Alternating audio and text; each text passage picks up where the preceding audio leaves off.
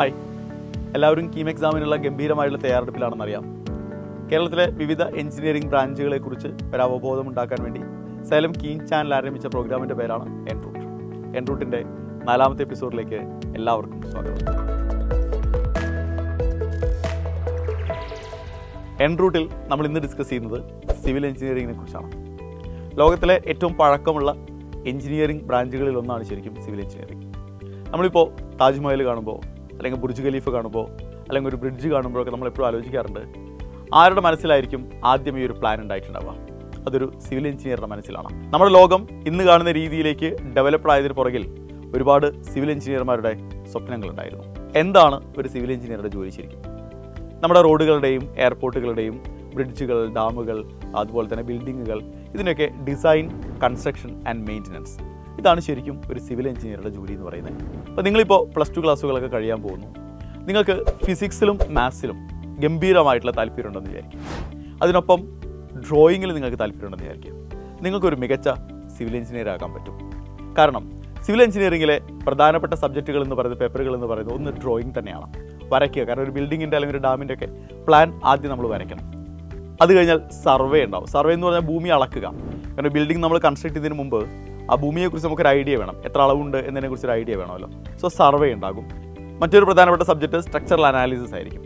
ഒരു ബിൽഡിങ്ങിൻ്റെ സ്ട്രക്ചർ, അതിൻ്റെ ഡിസൈൻ, ഇതൊക്കെ നമ്മൾ അനലൈസ് ചെയ്യുക. ഇതൊക്കെയാണ് പ്രധാനമായും സിവിൽ എഞ്ചിനീയറിംഗ് എന്ന് പറയുന്ന സ്ട്രീമിൽ നമ്മൾ പ്രധാനമായും പഠിക്കുന്ന കാര്യങ്ങൾ. ഇതൊക്കെ ആയിരിക്കും. സിവിൽ എഞ്ചിനീയറിംഗ് ഒക്കെ കഴിഞ്ഞ് നിങ്ങളൊരു സിവിൽ എഞ്ചിനീയറായി ജോലിക്ക് കയറി കഴിഞ്ഞാൽ എന്തായിരിക്കും നിങ്ങളുടെ ജോബ് റെസ്പോൺസിബിലിറ്റീസ് എന്ന് പറയുന്നത്? ഏറ്റവും ആദ്യത്തെ കാര്യം അസസ്മെൻറ്റ് ഓഫ് പ്രൊജക്റ്റ് ആയിരിക്കും. ഒരു പ്രൊജക്റ്റ് നമ്മൾ മുന്നിലേക്ക് വരുന്ന സമയത്ത് അത് എത്രത്തോളം പോസിബിൾ ആണ്, അതിൻ്റെ റിസ്ക് ഫാക്ടേഴ്സ് എന്തൊക്കെയാണ് എന്നൊക്കെ നമുക്ക് ആദ്യമേ അറിയേണ്ടി വരും. രണ്ടാമത്തേത് ഡെവലപ്പിംഗ് ബ്ലൂ പ്രിൻ്റ് ആണ്.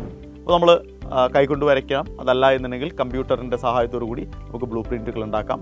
മൂന്നാമത്തെ കാര്യം planning and designing infrastructural system. നമ്മളിപ്പോൾ ഒരു ഓഫീസാണെങ്കിൽ അവിടെ എന്തൊക്കെ ഇൻഫ്രാസ്ട്രക്ചർ വേണം എന്നതിനെക്കുറിച്ച് നമുക്കൊരു ഐഡിയ ഉണ്ടാകണ്ടേ. അപ്പോൾ അതിൻ്റെ ഒരു പ്ലാനിങ്ങും ഡിസൈനും ആയിരിക്കും മൂന്നാമത്തെ കാര്യം എന്ന് പറയുന്നത്. മറ്റൊരു കാര്യം management of budget and other financial resources. കാരണം നമ്മളൊരു കൺസ്ട്രക്ഷൻ നടത്തുന്ന സമയത്ത് നമുക്കിതിൻ്റെ ഒരു ബഡ്ജറ്റിനെ കുറിച്ച്, ഏതൊക്കെ രീതിയിലുള്ള ഫിനാൻഷ്യൽ റിസോഴ്സുകൾ ഉണ്ടാകുന്നതിനെ കുറിച്ചൊക്കെ വ്യക്തമായ ഐഡിയ നമുക്കുണ്ടാകണം. മറ്റൊരു കാര്യം മോണിറ്ററിങ് പ്രൊജക്റ്റ് പ്രോഗ്രസ്. കാരണം ഒരു പ്രൊജക്റ്റ് നമ്മൾ സ്റ്റാർട്ട് ചെയ്യുന്ന സമയത്ത് ഇത്ര സമയത്തിനുള്ളിൽ അത് തീർത്തു കൊടുക്കണം എന്ന് നമുക്കുണ്ടാകും. അപ്പോൾ അതിൻ്റെ ഒരു പ്രോഗ്രസ് എത്രത്തോളം ഉണ്ട് എന്നുള്ള കൃത്യമായി കണ്ടിന്യൂസ് ആയി നമ്മൾ മോണിറ്റർ ചെയ്തുകൊണ്ടിരിക്കണം. മറ്റൊരു കാര്യം ഓൺ സൈറ്റ് വർക്കുകളാണ്. സോ ഇത്രയാണ് ശരിക്കും ഒരു സിവിൽ എഞ്ചിനീയറുടെ ജോബ് റെസ്പോൺസിബിലിറ്റീസ് എന്ന് പറയുന്നത്.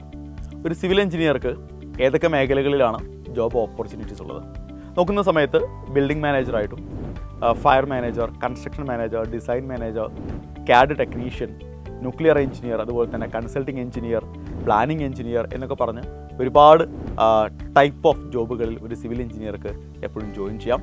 അതും ഗവൺമെൻറ് സെക്ടറുകളിലും പ്രൈവറ്റ് സെക്ടറിലും നമ്മുടെ ഇന്ത്യക്ക് പുറത്ത് ഒക്കെ ഒരുപാട് ജോലി സാധ്യതകളുണ്ട് ബിടെക് ഇൻ സിവിൽ എഞ്ചിനീയറിംഗ് കഴിഞ്ഞ ഒരാൾക്ക്. അപ്പോൾ ബിടെക് ഇൻ സിവിൽ എഞ്ചിനീയറിംഗുമായി ബന്ധപ്പെട്ട പ്രധാനപ്പെട്ട നിങ്ങൾ അറിഞ്ഞിരിക്കേണ്ട ബേസിക്കായ കാര്യങ്ങളൊക്കെ നമ്മൾ പറഞ്ഞിട്ടുണ്ട്.